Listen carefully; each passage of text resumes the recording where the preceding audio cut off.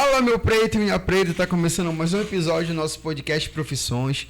Hoje a gente vai conversar sobre a Amazônia. Ela vai vista com respeito, verdade, com os pés no chão. Nosso convidado é Mauro Fernandes, um fotógrafo de natureza que transforma a vivência em imagem. Sua arte nasce na mata, no Marajó e na escuta do território. Mauro, seja muito bem-vindo, meu amigo. Finalmente esse encontro deu certo, né? Depois de tanto tempo marcando. Ele teve um tempinho pra gente, né, Mauro? Mauro, sinta-se à vontade. Uma boa noite ao público, né, do canal. Quero aproveitar para agradecer aqui o convite, desde já, né, o convite ao Lucas, à Laura, e falar um pouco dessa vivência, né, dessa fotografia de natureza, né, que a gente tem tido uma perda ambiental muito grande. Considerável, né? Com certeza, a aceleração, né, da degradação, né, da exploração humana, ela acelerada, ela está fazendo com que essa área continental amazônica ela venha reduzir território, né, cada dia mais. E a ação humana ela precisa ter um controle, ter uma situação para que os órgãos públicos, né, fiscais, eles possam atuar de uma forma... Como a Gigô, né? Com certeza, como você falou, de uma forma mais rigorosa, para que a gente não venha a perder esse bioma, né, que é tão importante não só para o Brasil, mas para o planeta como um todo, né? Maravilha. Mauro, responde pra gente, cara. Em que momento tu entendeu que fotografar a Amazônia não era só estética, mas sim uma identidade? Pois quando a gente fala de Amazônia, é uma coisa muito complexa, porque a Amazônia, por ela ser um tamanho gigantesco, você tem vários aspectos. Dentro da Amazônia você encontra todos os biomas ecológicos existentes no nosso território brasileiro. Lá dentro vai ter o cerrado, vai ter os mangues, vai ter a caatinga, vai ter a área de selva, vai ter a área dos campos. Então até mesmo deserto. Temos os desertos, né, que são os aterroados. E o Marajó é uma comprovação desses biomas, né? E a gente percebe que dentro desses biomas existem todas as particularidades de luz, de ambiente, né? E aí, o que acontece?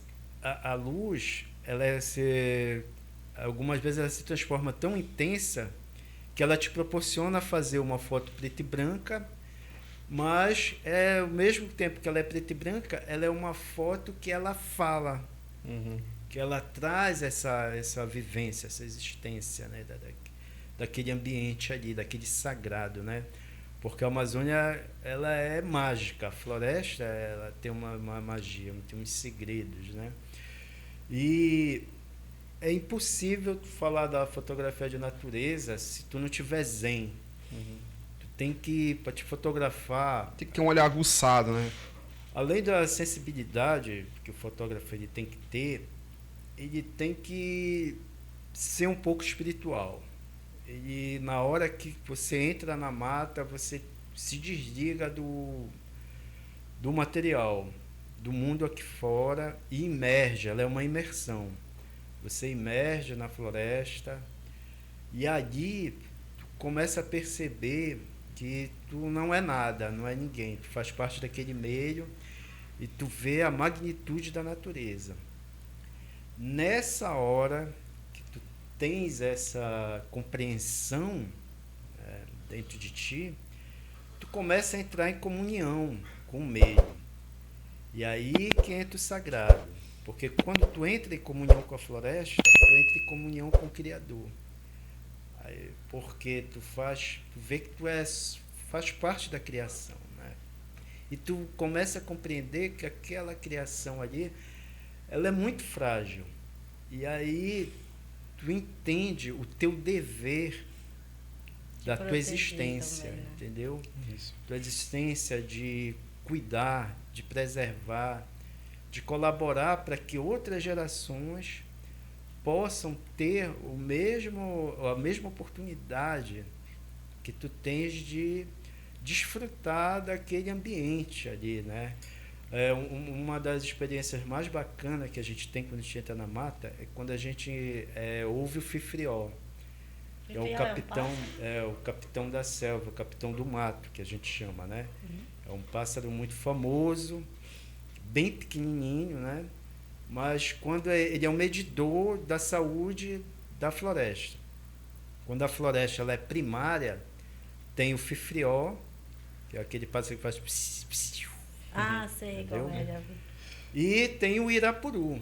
O irapuru é o ápice de uma floresta saudável, né? O irapuru ele é um pássaro encantado, né? Que, segundo a crença local, crença indígena, que quando ele canta, toda a floresta, toda a mata se cala, né? Então, a gente, dentro de uma situação de um bioma preservado, você consegue ter essa harmonia, né? Com o selvagem, com o sagrado, né? E aí entra a questão, né? Da identidade, porque quando tu fala de Amazônia também não é só mata, só rio, São animais. né? São animais, mas também tem um povo, né? Um povo que tem que viver em sustentabilidade, entendeu? Para que essa cultura desses povos tradicionais, eles continuem existindo. E para isso, mais uma vez, a política pública ela tem que entrar de uma forma socioambiental, né, trazendo projetos de manejo florestal, fazendo com que essa sustentabilidade mantenha a floresta em pé, entendeu? Uma forma de proteger, né? Isso. Trazendo a economia local sem destruição, entendeu? E tem muitos beneficiamentos, entendeu? Uma forma é o açaí, né, que é o nosso ouro negro, né?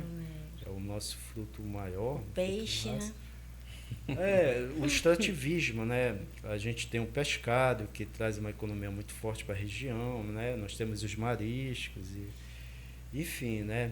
E dispensar a caça predatória, porque a gente tem uma infinidade de riquezas que não há necessidade de você, um exemplo, matar um animal da nossa fauna que é tão poderoso, que é a onça pintada, entendeu?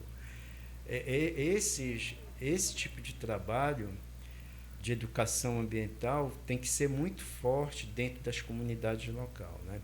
Um exemplo de um animal que ele é muito perseguido e que é um animal que ele faz parte de uma cadeia benéfica ao ser humano é o gambá, a mucura, né? É um animal que é provado que ele come escorpião, pequenas cobras venenosas. É imune, né? Contra todos esses venenos, rapaz. Exatamente, ele é imune e por questões culturais, por não ser um animal tão belo assim, até um pouco asqueroso por causa da glândula Isso. de odor que ele dispõe, né? Ele acaba sendo morto, né? É uma questão de falta realmente de conhecimento público para que as pessoas façam uma campanha mostrando a importância de você ter um animal dessa magnitude próximo da sua casa. Isso. Ele é muito mais benéfico do que maléfico. E ele só tem benefícios para o ser humano. Outro animal também que as pessoas, por uma crendice, acabam matando sem querer é o sapo-cururu. O sapo-cururu, assim como o nosso gambá, ele também faz esse trabalho de comer alguns insetos nocivos e pequenas cobras também venenosas. Esse do sapo eu não sabia, não. O sapo-cururu, ele come a cobra coral. Olha. E para quem não sabe, a cobra coral, ela é a cobra que tem um maior poder de concentração de veneno, entendeu? É tão rápido o veneno neurotóxico que você fica cego questão de minutos, poucos minutos, E houve 2 casos minutos. também, né, que tem a morte, vai falando. Muitas vezes não dá tempo de chegar um pronto-socorro, uma unidade de saúde. Sem contar que, às vezes, alguns pronto-socorros também não têm um soro antiofídico, né? Exatamente. Um tempo da minha vida, no Marajó, teve muitos problemas no roçado de abacaxi, né? Porque a agricultura familiar lá é muito voltada para o abacaxi. E lá em Salvaterra, município do sul, Marajoara, tem uma cobra que ela é específica, ela é endêmica, que só existe lá. Não existe em nenhum outro lugar no Brasil, que é a cascavel marajoense. Existe só essa cascavel no sul do Marajó. E ela tem abundância no Salvaterra. E o curioso é que ela costuma habitar ali na raiz do abacaxi. E isso estava provocando muito acidente na Pra época. pegar o abacaxi, né? E aí o que aconteceu? Aí eu trouxe alguns exemplares, né, para um instituto do Breno Almeida, lá do Serpentário da Amazônia. Um abraço aqui para o Breno. E na época eu me lembro que eu fiz esse transporte. Eu ainda era de navio, não tinha as lanchas, eu fiquei incumbido de fazer isso para a retirada não só da cascavel, como jararaca e outras espécies aí. Existem 2 tipos de cascavel, então, né? A do Marajó e Não, são vários entendi. tipos, mas só que essa do Marajó, ela é endêmica, ela só existe lá. E é perigosa. Sim, com certeza. Certo. É bem venenoso. Wagner, falando em cascavel e animais, essas suas imagens na mata, ela tem filtro? Não, ela não tem filtro. O que acontece? A gente fotografa de uma forma natural, a gente não faz nenhum tipo de nós fotógrafos de natureza, a gente não faz nenhum tipo de intervenção. Sim. Diante do achado, né? Existem 2 tipos de fotografias, né? Existe a fotografia documental, que é essa que eu faço, que é o registro do momento, e existe a fotografia de produção. Por exemplo, muitos fotógrafos fazem livros, eles fazem o que a gente chama de composição da imagem, entendeu? É uma imagem que a gente compõe, que a gente cria um determinado ambiente, com uma determinada luz, para aquele propósito, entendeu? Mas não é o meu caso. O meu caso é uma fotografia documental, um registro absoluto daquele ambiente, entendeu? Então a imagem ela já está pronta ali, faltando alguém com sensibilidade para ir lá e dar o clique. É isso. Puxando esse gatilho aí, então, Mauro, fotografar dentro da mata exige mais paciência, mais sensibilidade? Sim, as 2 coisas, porque uma coisa, tu tem que ter paciência de esperar ter esse encontro, né? Esse encontro com Como a um onça. achado, esse encontro com a beleza, né? Com o exotismo, esse encontro com o mágico que tu vai ter, né? Que é aquele momento único ali.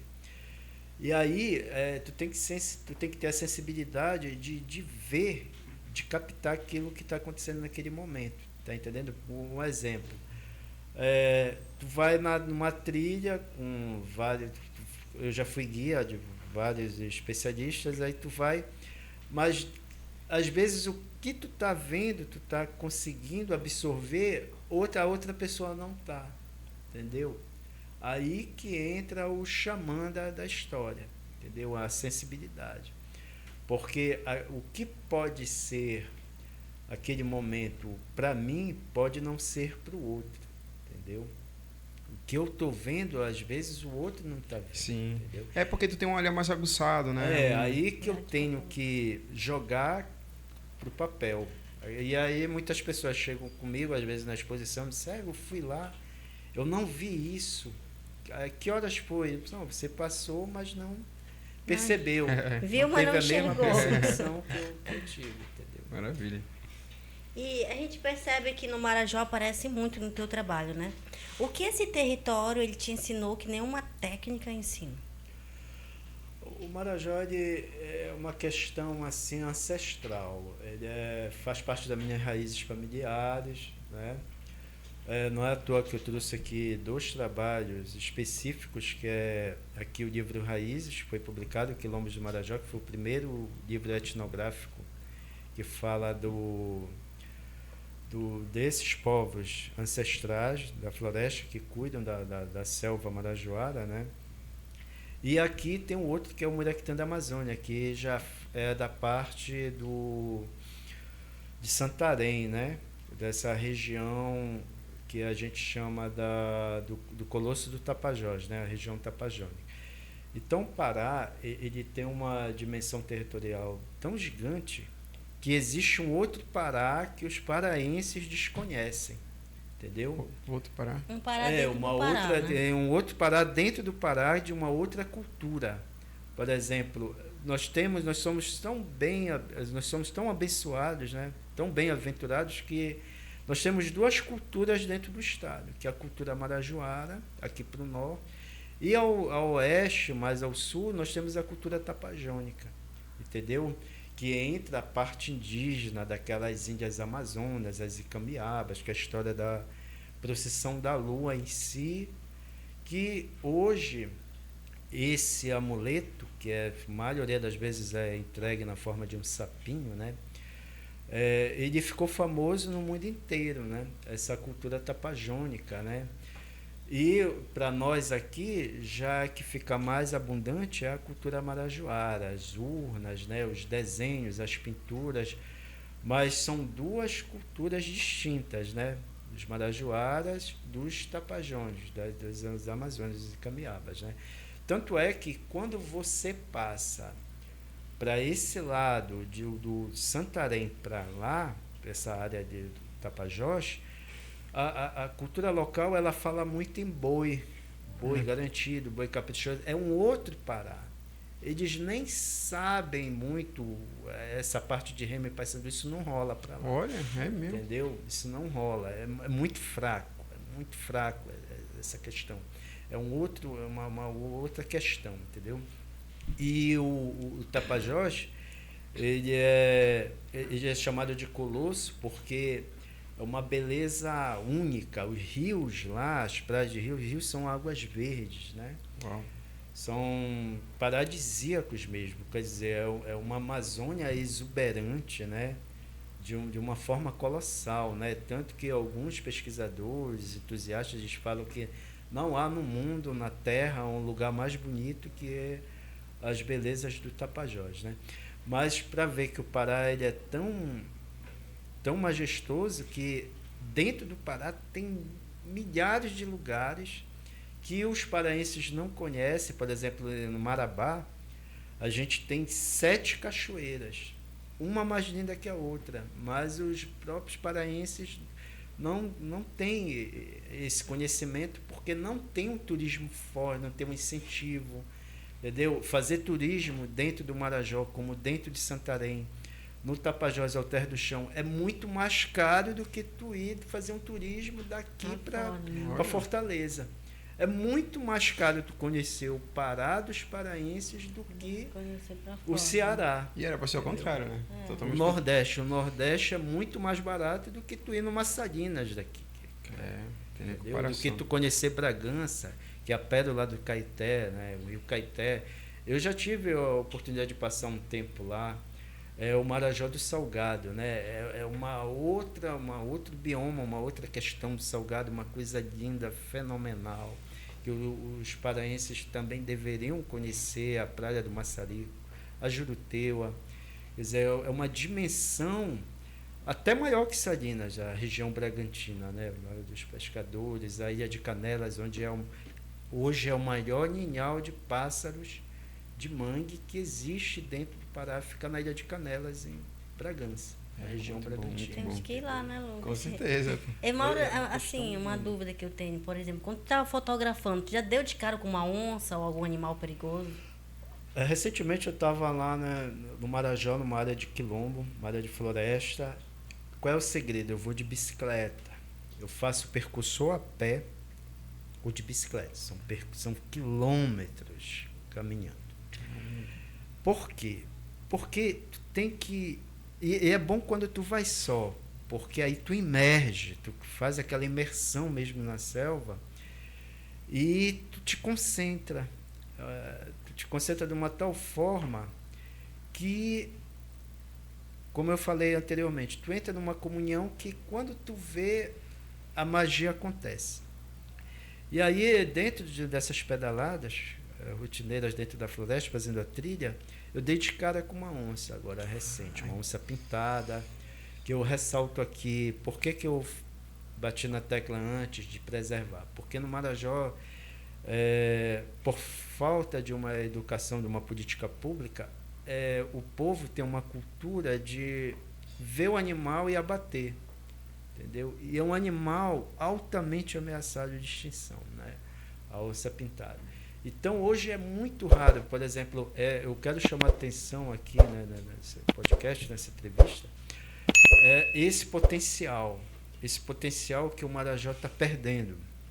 Era para ser ele é um santuário ecológico, ok, mas era para ser uma potência turística, ecologicamente falando, se as pessoas tivessem essa educação de preservar e que o turista chegasse e encontrasse, como hoje é a África, né, que é o potencial turístico do mundo, ecologicamente falando, de que você faz uma expedição e você fotografa um elefante, você vai fotografar um leão, uma girafa e tal, por conta que o governo lá ele incentiva a preservação desses santuários. E no Marajó, ele tinha esse potencial no passado. Eu cheguei a fotografar muitos lugares que hoje já não existem mais, porque esses lugares deram origem à pecuária, à agricultura, e esses animais eles foram abatidos, entendeu? Então hoje você chega no Marajó, você vai apenas para um balneário. Você não tem mais aquele contato, muito raramente você tem um contato, a não ser que você vá fazer um turismo numa fazenda de preservação, a fazenda da doutora Eva Bufayad, que você vai ver ainda as aves pantaneiras, os guarás, as colhereiras, e jacarés, jabutis e outros animais da fauna, como as capivaras. Mas fora dessas fazendas de preservação é muito difícil, porque a população local ela vê o animal e ela, muitas das vezes, ela acaba predando esse animal, né? Fazendo esse extrativismo. Né? E isso é uma perda de uma riqueza, né? de um bioma, né? de uma situação, de uma cadeia ecológica. Mas também eu vejo que não é impossível fazer esse trabalho, né? Dentro do arquipélago. Eu quero parabenizar uma situação que eu vi lá agora recente, conversando com o professor Aézio Figueiredo e a professora Val, do Colégio Bahá'í, da Escola Bahá'í, que é o Olavo Novaes, que fica em Salvaterra, sobre uma área de mata atrás da escola, que dá numa rua pública. E lá eles fazem um trabalho de conscientização dentro da cidade de Salvaterra, com umas cutias. Então você tem essa interação com o animal. E o legal é que a população vê as cutias, mas ninguém mexe, ninguém preda, ninguém abate. Isso é bacana. Então você consegue observar que é possível fazer essa educação ambiental, de que mostrar que o Marajó tem esse potencial, né, de você fazer um turismo realmente ecológico. Ou seja, tu sente falta de ter um santuário ali, né? Porque o Marajó do passado, estava até comentando com algumas pessoas lá, ele parecia não, ele era muito melhor que o Marajó de hoje, né? Hoje é um Marajó que você já não tem mais toda aquela fartura que você tinha antes, pelo crescimento acelerado da população, entendeu? Desenfreada também um crescimento urbano, acaba atingindo muitos desses espaços voltados à fauna e flora. Por exemplo, você acaba invadindo a área de pântano onde tem os jacarés, e aí esses animais acabam sendo expulsos do lugar deles, de origem. E isso acaba perdendo esse potencial, tanto na parte dos frutos, né, na parte vegetal, como na parte animal também. Essa parte aí que tu disseste a respeito de animais que são abatidos, né, pela população local, os jacarés também sofrem muito, né, a respeito que usam a pele deles. Procede para fazer bolsas, essas coisas? Ou...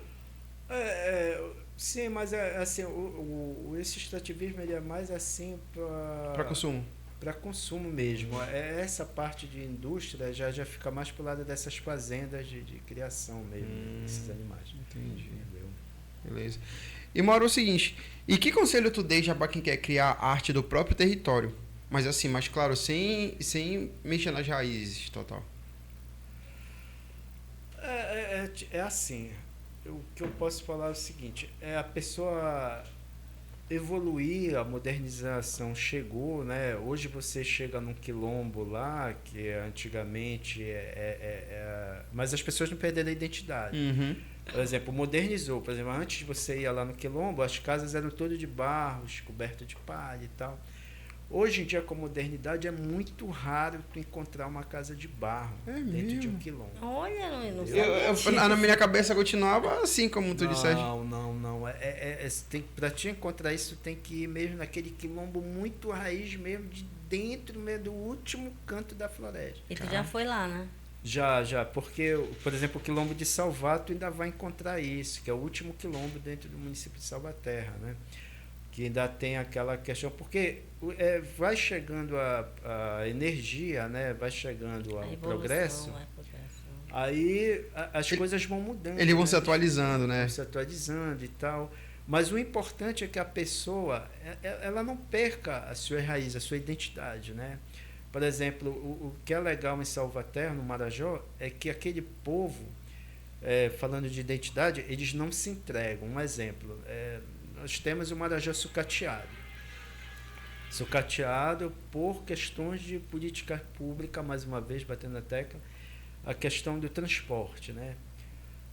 Nós temos um monopólio que agora foi quebrado, né? Nós tínhamos um monopólio já há 40 anos, 30, 40 anos, de uma certa transportadora de ferryboats e tal, balsas que fazem para o município, que acaba sendo muito oneroso para a população local. Então, a população protestou, entendeu? Eles foram diante do próprio sistema, do próprio governo, entendeu? Eles não se renderam, não se ajoelharam, entendeu? Maravilha. Então, o Marajoara, ele é um povo muito guerreiro, é um povo que não se entrega, entendeu? Ele vai à luta, é um povo lutador.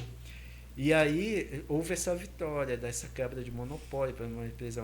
Por exemplo, se hoje eu for levar uma bicicleta para fazer o meu trabalho de trilha, eu vou pagar um absurdo, R$60 para transportar essa bicicleta. Entendeu? Mas é coisa criada por eles mesmos ali. Sim, é uma tabela de valores, né?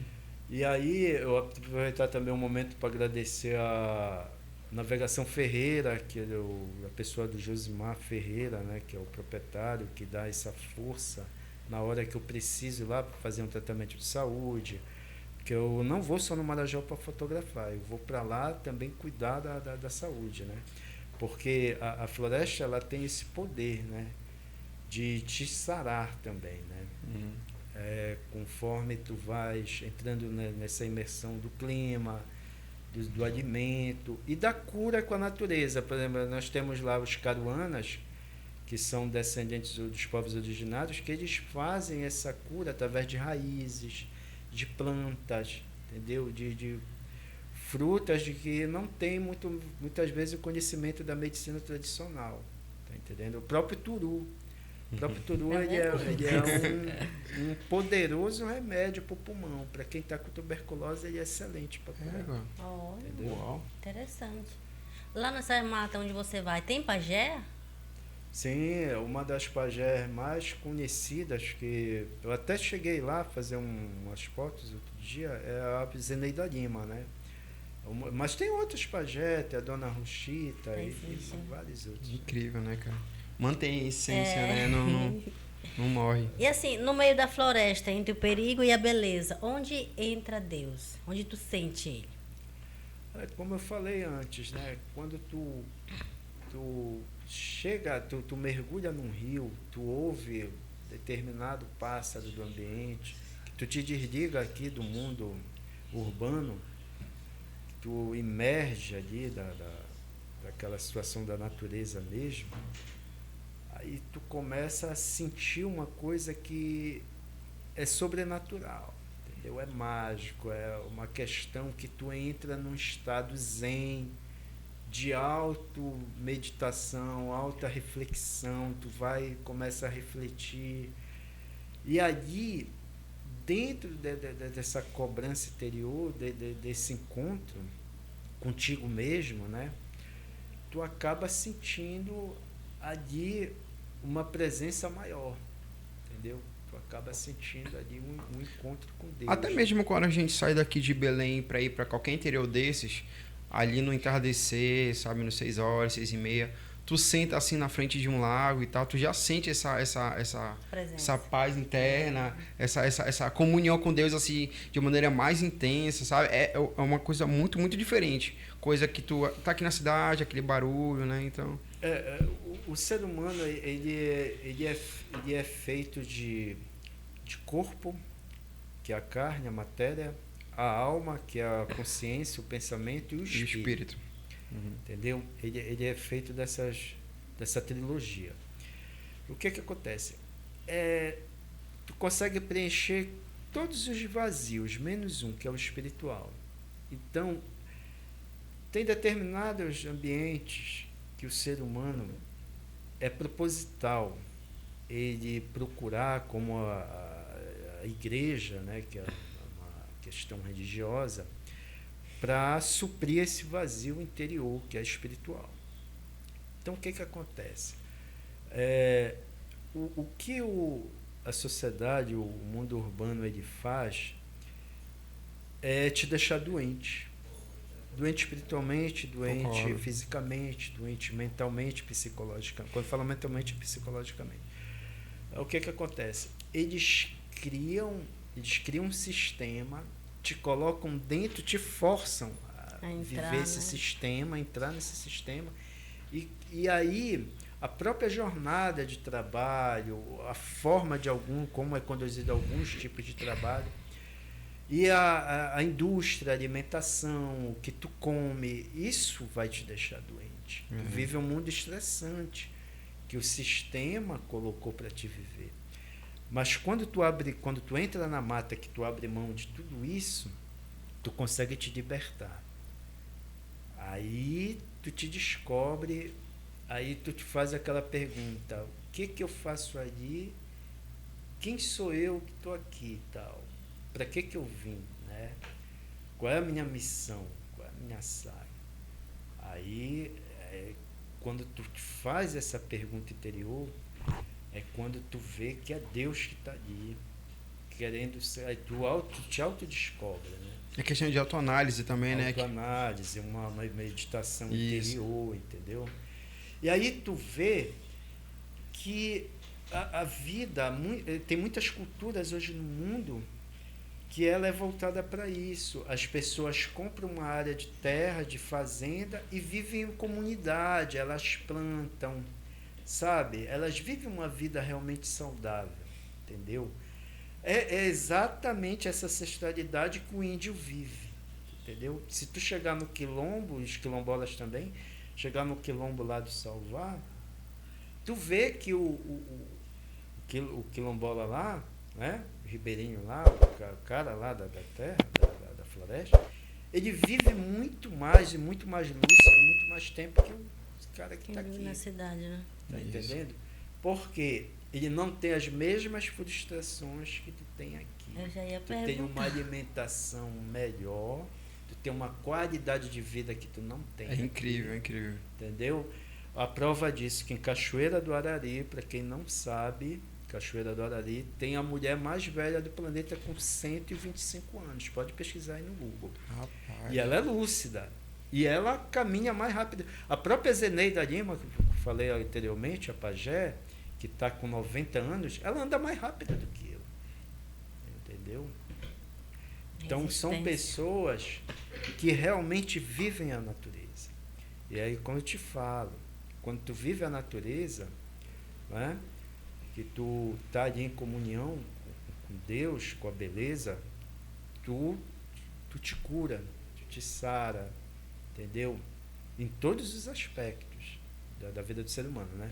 E esse lugar ele precisa ser mais uma vez preservado, também falando um pouco da questão dos rios, né? Porque o Instituto Mamirauá, que eu fiz um trabalho sobre os manguezais, um livro que eu não trouxe aqui, que foi para lá, para Ites, para Manaus, para o Amazonas, ele fala sobre isso, né? Que o rio Amazonas que nasce lá das cordilheiras e vem desaguar aí no Marajó, né? Passa por toda essa extensão territorial, é o rio mais poluído de plástico no planeta. Eita. Entendeu? É o rio mais poluído que tem no mundo, o rio Amazonas. Tem vários, ele é rota de vários navios, várias embarcações. E muitas dessas embarcações, elas jogam lixo, plástico, garrafa dentro do rio. Entendeu? E aí o que acontece? Quando eu fui até Manaus, no Rio Negro, eu fui até Manaus, né? Capital do Amazonas, fotografar o boto cor-de-rosa lá. Aí o que acontece? Lá eu vi uma coisa que me deixou extasiado. Foi quando eu cheguei na orla de Manaus e a prefeitura local pegou uma escavadeira de cima de uma balsa e começou a tirar lixo do Rio Negro. Toneladas de lixo, entendeu? Com uma draga, tonelada de dentro, como se fosse ali. Outro dia eu vi também a mesma história no Ver o Peso aqui, na Pedra do Peixe. A draga, a prefeitura tirando toneladas de lixo dali para a COP30. O mais incrível que são pessoas que moram ali próximo, né, cara, que fazem isso. Olha, não é só questão de ser pessoas que moram próximo, porque olha, nós temos no Oceano Pacífico, ali na região do Havaí, o maior continente. Nós temos um outro continente agora, ali para a costa do Havaí, um novo continente maior que, deixa eu ver, acho que do tamanho do estado do Amazonas. Olha só a dimensão geográfica que é a maior ilha formada por lixo, por plástico. Nós temos um novo continente no oceano formado por lixo, por plástico, entendeu? Aí o que acontece? A tartaruga marinha vai, come aquele plástico, morre, golfinhos e uma série de outras vida marinha. Tem até vídeo de biólogos tirando plástico, né, de dentro do focinho, às vezes dentro da boca, né, enrolado no casco. Aqui no Pará, a gente tem aí na região de Curuçá, que é lindo também essa região, tem que falar dessa região, que é uma região maravilhosa, né, onde tem os caranguejos-sá, né, os mangues, que é a Praia da Romana. Essa Praia da Romana é uma praia mística, uma coisa belíssima. Ela chegou uma época dentro da área do manguezal ter uma camada só de lixo, de plástico do mundo inteiro foi parar ali, dentro dessa Praia da Romana. Foram toneladas e toneladas de lixo de países, não só latino-americano, mas Europa, entendeu? Tinha garrafa que veio de Londres, entendeu? Embalagem que veio da Suécia, entendeu? É uma coisa... Eu achando que fosse só do povo local que... Não. Incrível. Não. Vivendo e aprendendo. E que a Amazônia continue sendo contada por quem vive nela, né, Lucas? Exatamente, cara. Exatamente. Pessoal, essa foi a nossa entrevista de hoje. Mauro, muito obrigado por emprestar o teu olhar, cara, a tua vivência a respeito da Amazônia para nós, né, Laura? Que foi uma coisa bem intensa. E eu queria que ele falasse um pouco dos livros dele. Esses 2 livros aí, pode me emprestar um? Olha aqui, Lucas. Já viu esses livros dele? Principalmente esse daqui, ó. Gostei muito. Esse aqui que Olha, onde que a pessoa pode encontrar esses livros, Mauro? Pois esse Muriaquitã ainda é um projeto, né, que a gente está em andamento para lançar, mas o Raízes falar comigo ou com a editora Pacatatu, o professor Armando Alves. Mandar um abraço, professor. Eu achei muito interessante esse livro. Principalmente o açaí feito de maneira manual, sem máquina. Interessante, né, Lucas? Muito... Chegou a tomar esse açaí? Já, com certeza. O Mauro nem me fala. Mauro. Mauro, então é isso, Mauro, deixa o seu recado, pode falar com o nosso público, fique à vontade. Eu queria agradecer mais uma vez aí a oportunidade de estar falando da nossa natureza exuberante, da Amazônia, que precisa do carinho, do cuidado, né? Agradecer mais uma vez a Navegação Ferreira, né? Que dá esse subsídio aí para a gente estar fazendo esse trabalho. A minha amiga, que é fisioterapeuta, que cuida da minha coluna também, Dona Cacilda Souza. Deixa eu ver quem mais. Muita gente, a Pousada Princesa da Ilha, que me hospeda quando eu estou lá, que falou meu galho, a Josiane Souza. E os amigos, né? Uma infinidade de amigos, pessoas que me recebem, né? Tanto os ribeirinhos como quilombolas, povos locais, né? Pessoas das comunidades. Eu mandar um abraço para todos e agradecer a oportunidade. Que Deus abençoe todo mundo. Tudo dê certo, que a gente vá para um futuro melhor, para uma floresta preservada e harmonia. Então é isso, né, Lucas? Isso, pessoal. Dá aquela curtida lá, comenta lá e coloca aqui nos comentários que profissão você quer ver na próxima semana. Tranquilo? Até mais. Tchau.